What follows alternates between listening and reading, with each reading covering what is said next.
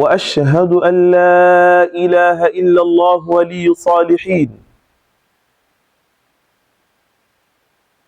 وأشهد أن سيدنا وعظيمنا وقائدنا وأسوتنا ومرشدنا محمدا عبده ورسوله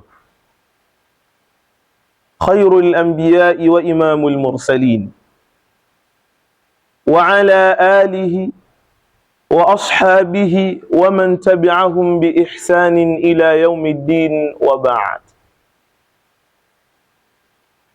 فيا عباد الله، أوصيكم ونفسي بتقوى الله تعالى وطاعته فقد فاز المتقون.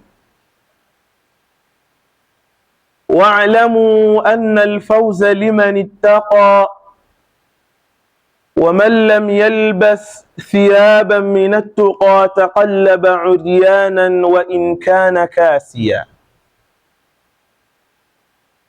وخير لباس المرء طاعة ربه، ولا خير في من كان لله عاصيا. أما بعد، baada ya kumshukuru Mwenyezi Mungu Subhanahu wa Ta'ala na kutaka ziada za rehma zimuendee kipenzi chake na kipenzi chetu Bwana Mtume Muhammad sallallahu alayhi wasallam. Ama jambo la kwanza, usikum wa nafsi bitaqwallahi ta'ala wa ta'atihi. Kwanza na kuhusieni pamoja nami kuihusia nafsi yangu iliyokuwa chafu kwa kufanya maasi juu ya kumcha Allah subhanahu wa ta'ala. Miongoni mwa mambo yaliyokuwa bora, miongoni mwa mambo yaliyokuwa ya kheri, basi tunakubaliana si lingine bali ni kumcha Allah subhanahu wa ta'ala. Allah anasema, a'udhu billahi minash shaitanir rajim, يا أيها الناس اتقوا ربكم الذي خلقكم من نفس واحدة وخلق منها زوجها وبث منهما رجالا كثيرا ونساء واتقوا الله الذي تساءلون به والأرحام إن الله كان عليكم رقيبا. Hakuishia hapo Allah subhanahu wa ta'ala kutuhusia kuhusiana na kumcha yeye na kumuogopa katika yale ambayo kwamba tunayafanya. Akasema tena, a'udhu billahi minash shaitanir rajim, ya ayyuhalladhina amanu ittaqu rabbakum يا أيها الذين آمنوا اتقوا الله وقولوا قولا سديدا يصلح لكم أعمالكم ويغفر لكم ذنوبكم ومن يطع الله ورسوله فقد فاز وما الحياة الدنيا إلا متاع الغرور. Hizi zote Allah subhanahu wa ta'ala anatuhusia na kutukumbusha kuhusiana na kumcha na kumuogopa, lakini hakuishia hapo. Allah subhanahu wa ta'ala, a'udhu billahi minash shaitanir rajim, ya ayyuhalladhina amanu ittaqullaha haqqa tuqatih wala tamutunna illa wa antum muslimun. Allah anasema, enyi mlioamini, mcheni Allah subhanahu wa ta'ala na muogope yeye, na wala msirudi kwake, msife ilhali mpo salama, ilhali mmesalimika na kila aina ya uchafu na kila aina ya ubaya. Tumwombe Allah atujalie tu ni miongoni mwa hao. Katika hutuba yetu iliyopita tulielezeana na tukakumbushana kuhusiana na mwezi uliokuwa mtukufu huu tulionao, mwezi wa Muharram. tukaambiana na tukakumbushana vipi tutaweza kujiandaa na tutaweza kuukaribisha mwaka huu uliokuwa mpya wa Kiislamu 1448 au 1448 Hijiria. Tukapeana nasaha mbalimbali na tukakumbushana baadhi ya njia ambazo kwamba tutazitumia ili tuweze kuwa ni wenye salama katika kuingia mwaka huu na ili tusizidhulumu nafsi zetu, kwani Allah subhanahu wa ta'ala amekwisha kutuambia, inna iddata ash-shuhuri 'inda Allahi 12 shahran fi kitabillah yawma khalaqa as-samawati wal ard minha arba'atun hurum. Ikisha Allah baada ya kutueleza kwamba katika miezi aliyoyumba ndani yake kuna miezi minne iliyokuwa mitukufu, akasema fala tadhlimu fihinna anfusakum, na wala msidhulumu wanadamu nafsi zenu katika miezi hiyo iliyokuwa mitukufu. Tukaelezeana njia zipi ama mambo gani ambayo kwamba tutayafanya ili tusiwe wenye kuzidhulumu nafsi zetu, lakini tukaelezea maana ya hijra, maanawi wa ghairu maanawi. Tukasema ile isiyokuwa ya kimaana ni al-intiqalu min makani ila akhir, ni kubura ama kuhama kutoka sehemu moja kwenda sehemu nyingine, au min halin ila halin, au kutoka katika hali fulani kwenda katika hali nyingine. Lakini tukasema au min maasiya, kutoka katika hali ya kumwasi Allah subhanahu wa ta'ala kuelekea katika tauba iliyokuwa ya kweli. Tukaelezea katika hijra hiyo kuna aina tatu, ambapo kwamba mara ya kwanza walihama Waislamu kuelekea Habash, wakaueneza Uislamu kabla ya kufika Madina. Mara ya pili Mtume Muhammad sallallahu alaihi wasallam alihama kuelekea Taif, lakini ya mwisho ndio tukapata tarehe na kalenda ya Kiislamu bwana Mtume alivyopewa amri na Allah subhanahu wa ta'ala, alipoambiwa sasa, Muhammad, kwa kuwa hao ndugu zako, kwa kuwa hao jamaa zako wanataka kukuua, wayamkuruna wayamkuru Allah, pale walipopanga mambo yao wakasema, hivi jamani tumfanye nini huyu Muhammad? Katika kikao kile walipokaa mushrikini, akaja pale ndani yake Ibilisi laanatullah, naye akashiriki. Alikuja katika umbo la mzee, akawa anasikiliza madai na rai zinazotolewa na wale mushrikina kuhusiana na Muhammad. Huyu akasema, jamani, huyu tumuue. Wengine wakasema hapana, tusimuue, tumpelekeni jela. Wengine wakasema hapana, tusimpeleke jela. Wengine sasa tumtoe katika mji. Ibilisi kawa anawasikiliza. Baada ya hapo akanyosha mkono akasema, jamani, kumbukeni mtu huyu ni mchawi huyu. Haya yote mnayoyapanga habari anafikishiwa huko. Kwa hivyo tuhakikishe tutafute njia ambayo kwamba hataweza kujua huyu Muhammad. Basi Mtume Muhammad sallallahu alaihi wasallam akahabarishwa na Allah subhanahu wa ta'ala kwamba ewe Muhammad, haya hama sasa, ondoka katika mji wako wa Makka, huko wanapanga njama, wanataka kukuua ndugu zako, fanya uondoke. Mtume Muhammad akawaita masahaba zake, akawaambia kuhusiana na amri ya Mola wao, akasema sasa ni nani ambaye kwamba nitaondoka naye? Ikawa kila sahaba anakuwa na shauku, anakuwa na hamu kwamba mimi nataka niondoke nawe Mtume Muhammad sallallahu alaihi wasallam. Lakini Mtume akaja akamchagua sahaba wake kipenzi Abu Bakar ni Siddiq radhiyallahu anhu, akamwambia Abu Bakar, nitaondoka na wewe. Sio lengo letu, tunaelezea kuhusiana na hijra ilivyokuwa. Mtume akaondoka. Sasa katika kuondoka pale ndipo zilipoanza kalenda za Kiislamu. Lakini tukaelezea pia kuhusiana na hijra ya kimaana, tukasema pia ziko aina tatu. Aina ya kwanza ndio tukasema as'al nafsaka, iulize nafsi yako, ihesabu nafsi yako. Tuliishia hapo, tukaelezea vipi mtu ataweza kuihesabu nafsi yake.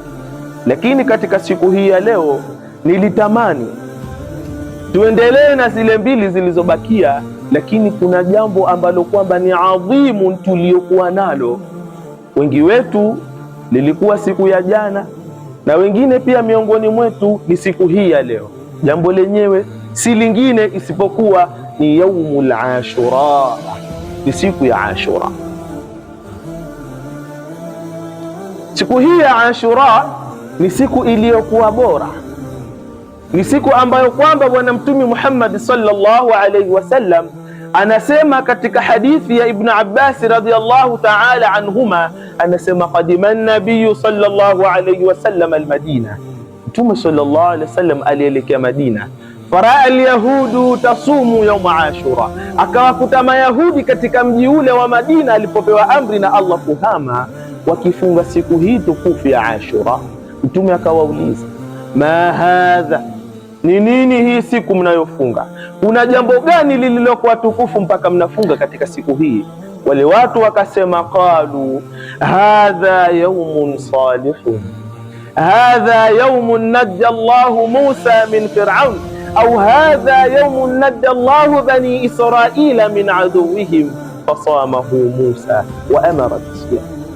Mtume Muhammad akajibiwa akaambiwa, hii ni siku iliyokuwa njema kwetu sisi, ni siku ambayo kwamba Musa aliokolewa kutokana na Firauni, watu wa Bani Israila waliokolewa kutokana na vitimbi na maudhi ya Firauni. Ikisha Musa akafunga siku hile kwa kumshukuru Allah subhanahu wa ta'ala.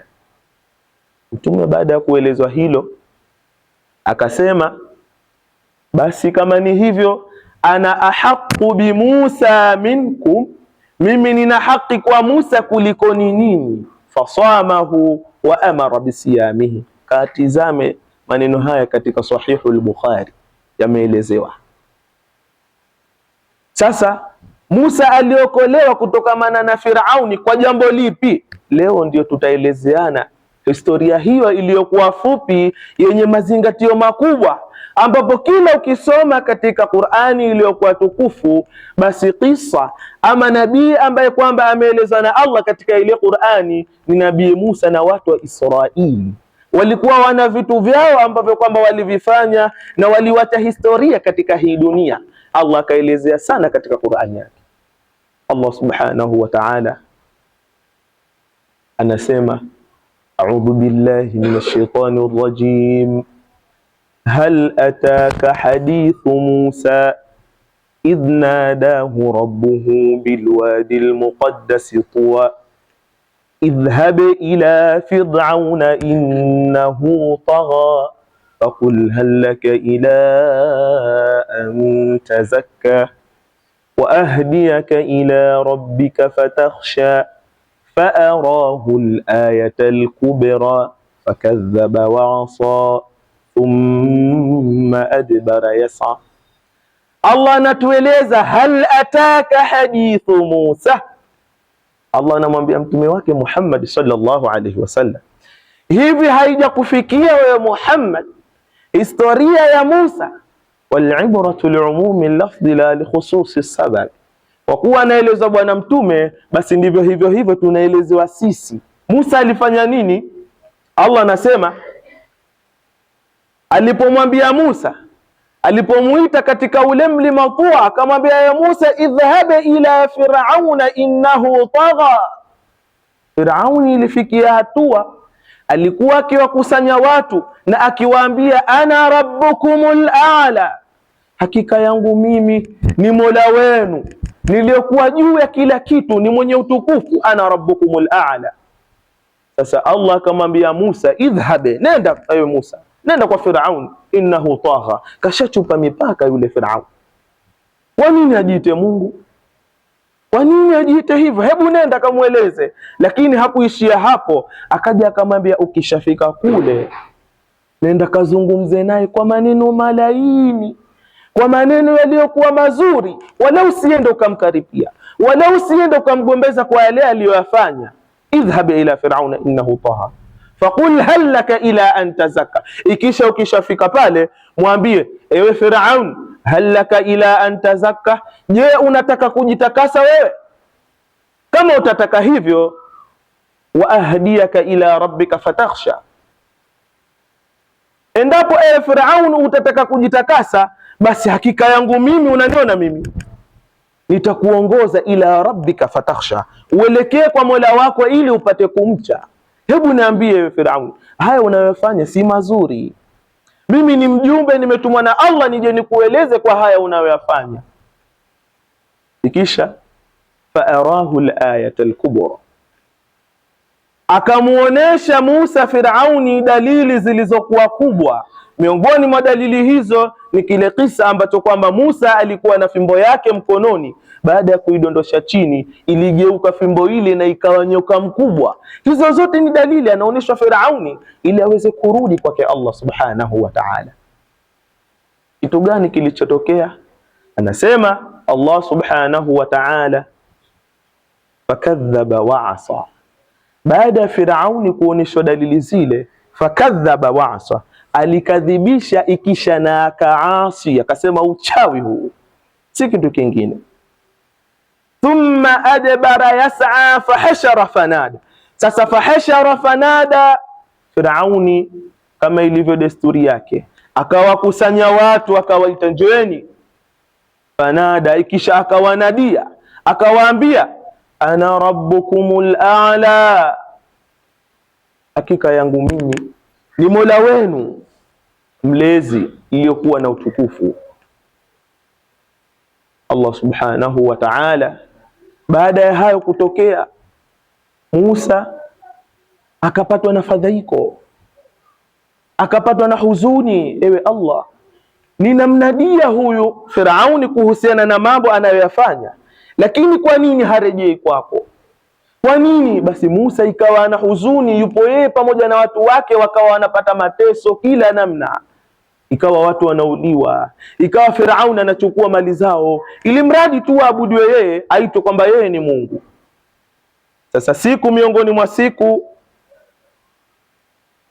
Musa alayhi salatu wassalamu ala nabiyin akaja akachoka kwa yale maudhi, akapata amri kutoka kwa Mola wake mlezi pale alipokusha kuambiwa na Bwana Allah subhanahu wa ta'ala, wajawazna bibani Israila al-bahr.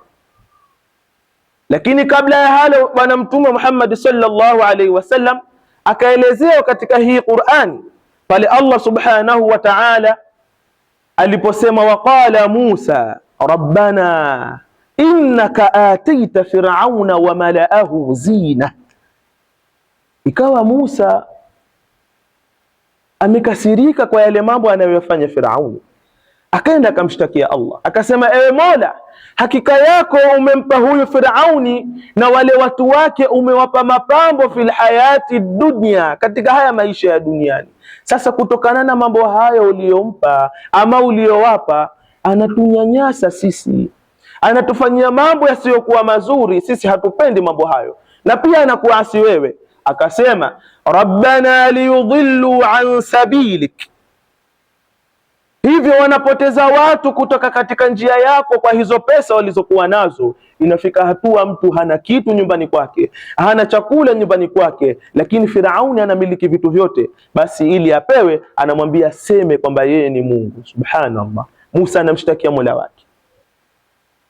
Ikisha akamwambia, rabbana tumis ala amwalihim washdud ala qulubihim, ewe Allah subhanahu wa ta'ala, yafutie mbali mali zao na zifunge hizo nyoyo zao. Ikisha fala yu'minu hatta yarau al'adhab al'alim, wasiamini mpaka waione adhabu iliyokuwa chungu. Kitu gani kiliendelea baada ya hapo? Barakallahu li wa lakum bil Qur'anil azim wa nafa'ani wa iyyakum bil ayati wa dhikril hakim. Aqulu qawli hadha wastaghfirullaha al azim li wa lakum fastaghfiruhu faya fawzal mustaghfirin wa ya najata taibin. Ud'u rabbakum wa antum muqinuna bil ijab.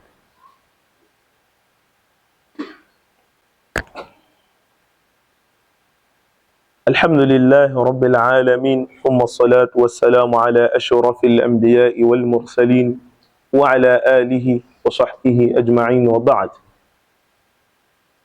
Usikum wa nafsi bitaqwallahi ta'ala wa ta'atihi faqad faza almuttaqun.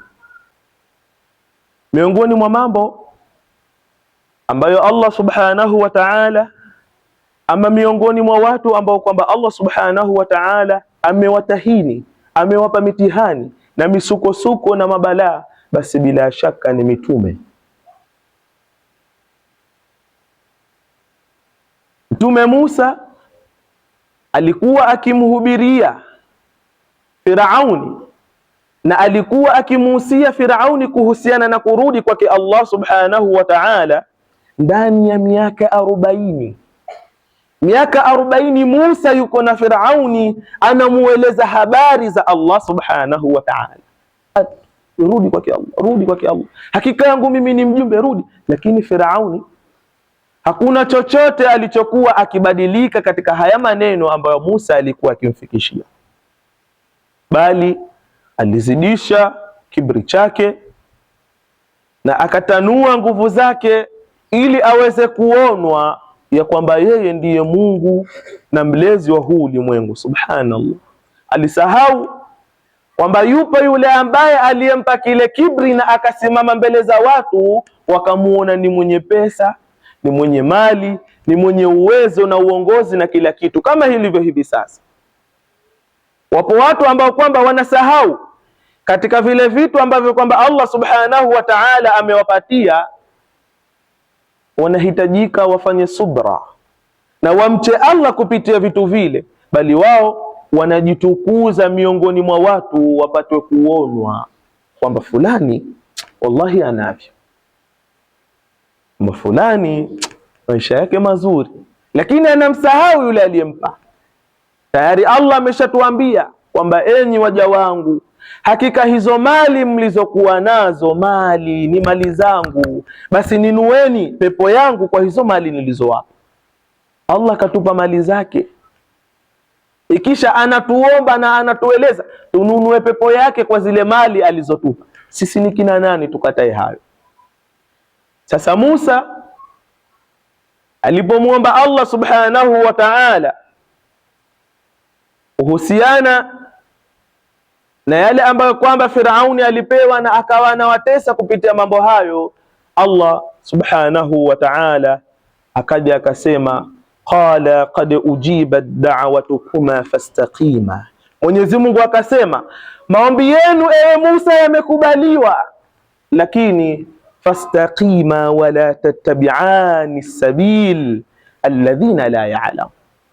Kitu kinachohitajika kwanza, simameni sawa sawa, kaeni katika msimamo wenu huo mlioshika, wala msifuate njia za wao ambao kwamba tayari wameshapotea.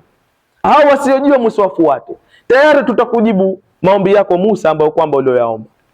Ikawa jambo la kwanza likafika kwa watu wa Bani Israil, kule walipelekewa mafuriko.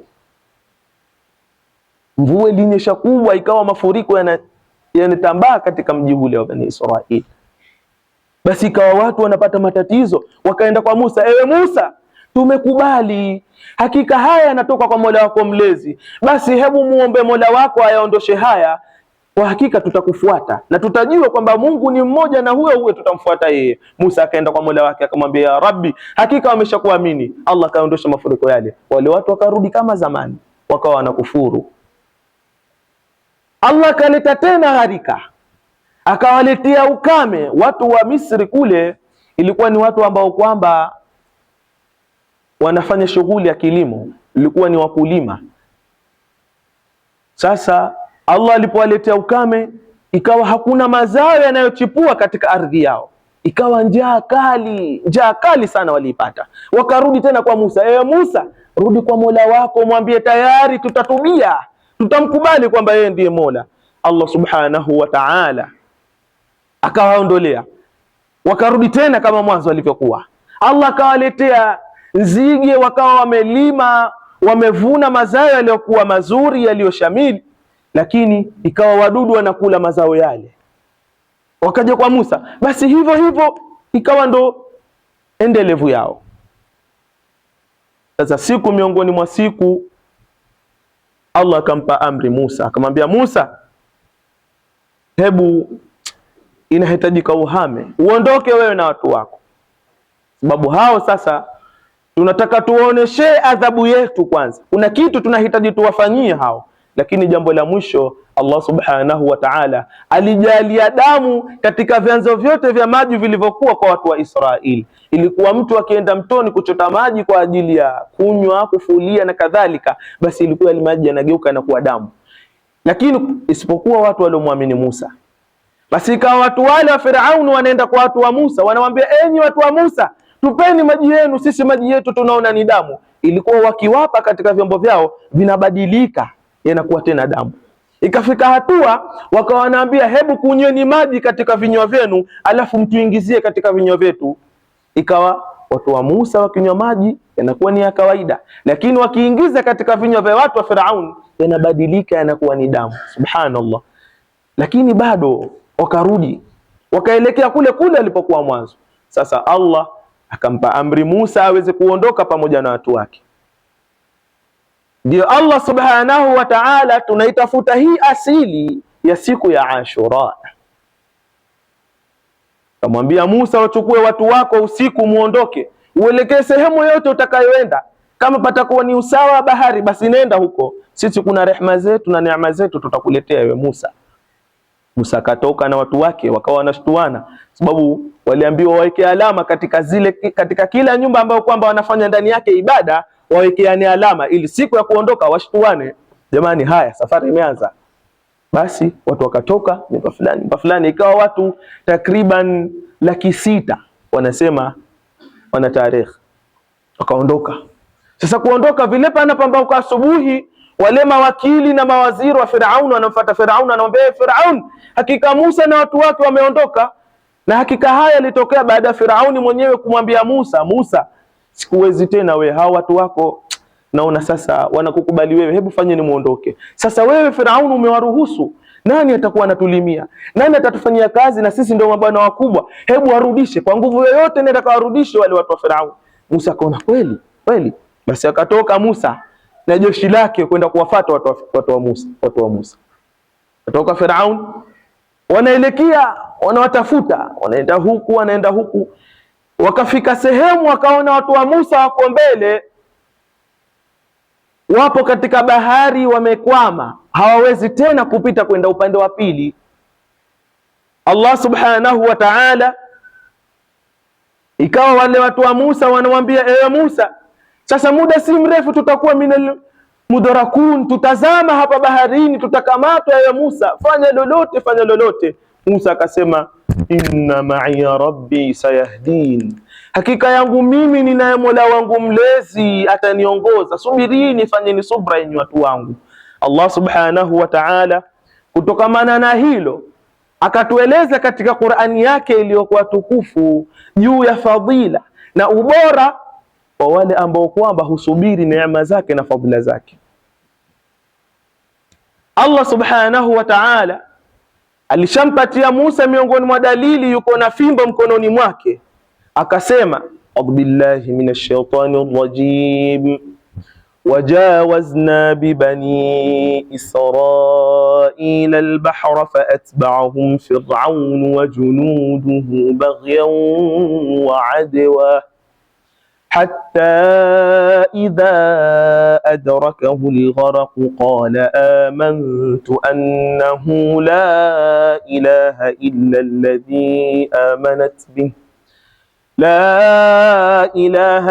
الذي آمنت به بنو إسرائيل وأنا من المسلمين. الله نسمى وجاوزنا ببني إسرائيل البحر، na pale tulipowavusha watu wa Israeli, baada ya kumwambia ewe Musa, piga hiyo fimbo yako baharini, patatokea njia hapo, utapita wewe na watu wako.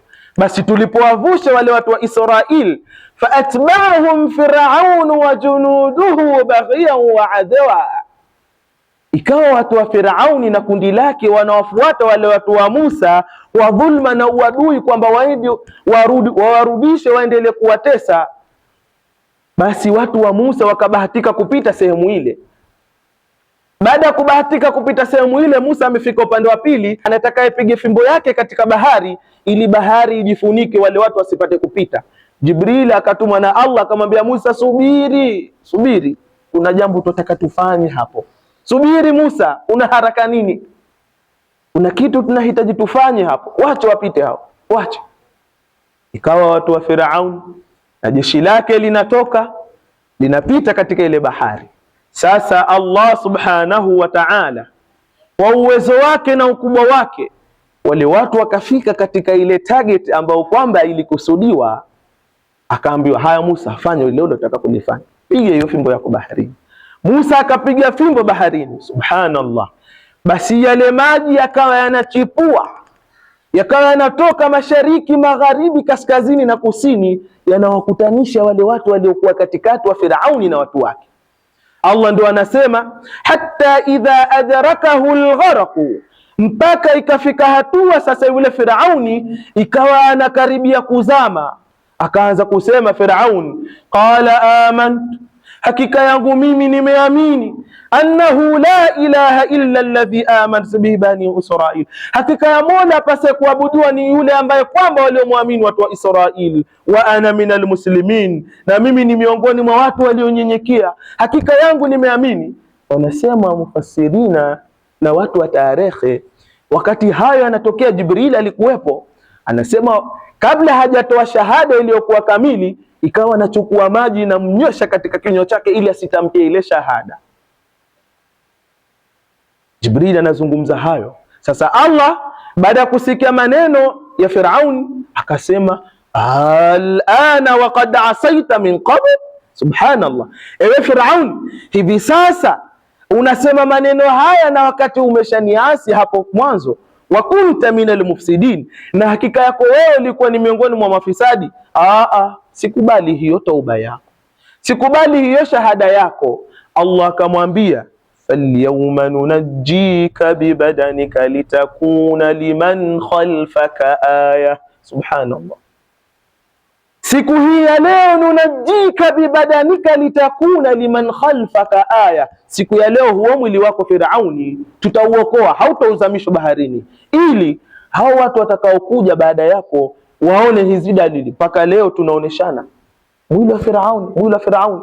Ndio ikawa asili ya bahari pale, endapo mtu atazama katika bahari akifariki, basi habaki chini, anaibuka juu. Allah kabadilisha chanzo hicho, ndio mpaka leo mtu akiingia baharini atazama akiwa mzima, lakini akishaondokewa na roho basi atarudi juu. Aliyoanzisha na mwanzo wa chanzo hicho ni wakati wa Firauni baada ya kuzamishwa na kurudishwa juu.